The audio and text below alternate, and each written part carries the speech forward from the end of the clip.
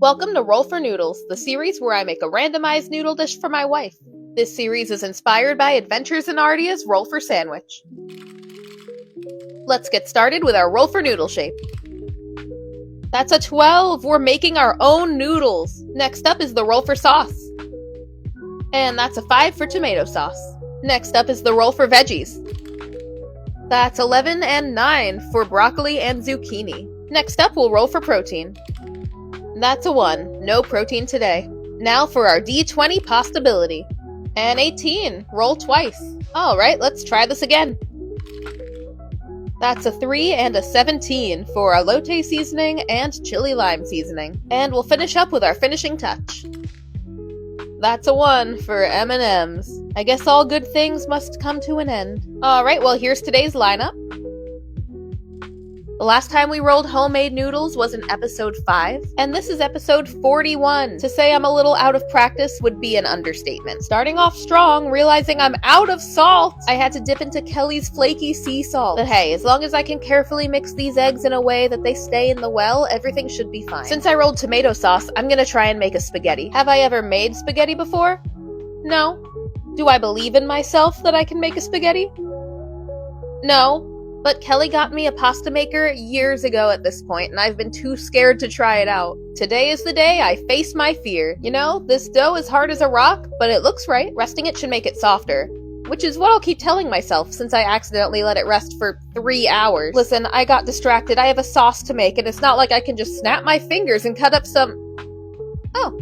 Well, that was our garlic and onion cantrip. Get that in a pot with some tomato paste and some fresh tomatoes. Gotta go all out when I'm eating this with M&Ms. I considered using the transmute protein spell to add meatballs here, but then remembered I love making zucchini meatballs. It's like my signature dish. And adding broccoli to that? I would beat Bobby Flay in no time. Oh my god, what am I talking about? So I'm gonna cook down my broccoli and some shredded zucchini. This will give us the right texture for our veggie balls and make sure everything is cooked through. Gonna season this with some pepper and some more flaky sea salt. Now I'll add our pastability seasoning. These two go together very well, with the chili lime being a great taco or fajita seasoning and elote being a Mexican corn dip. I'm not sure how much of the flavor will come through, but I'm hoping they add a little bit of heat. Then we've got breadcrumbs, Parmesan cheese, and some flaky sea salt, and an egg for binding. Man, it's really incredible how you find these vegetarian recipes that look and taste exactly like meat. Now that the sauce is cooked and the veggies are balled, it's time to face the final boss, the pasta maker.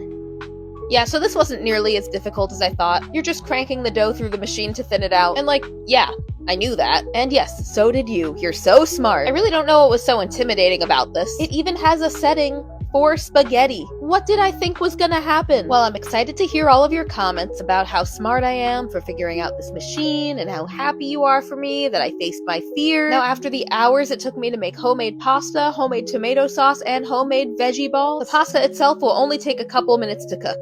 Thank goodness. And now the noodle expert gets to try his first homemade noodle. Everybody sit. Good boy. Now wait. Wait.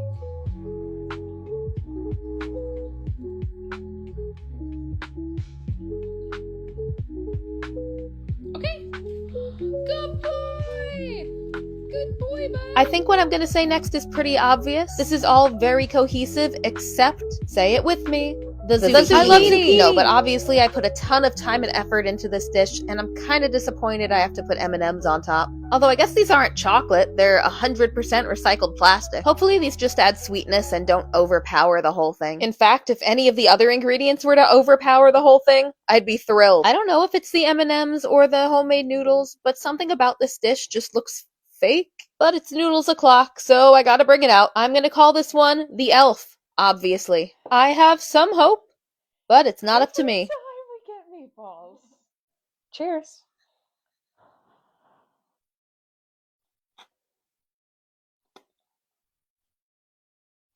The noodles are delicious. Those are definitely some of the best noodles I've ever had in my life. They're so good.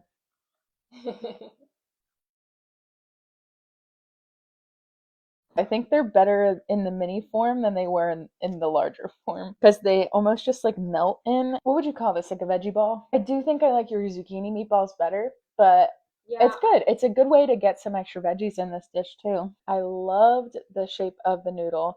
They are so, so yummy. They're a little bouncy. The sauce was really good. Yes, I do love broccoli. I think I like broccoli in its whole form better than when it's shredded. The thing that really threw it off was obviously the M&Ms.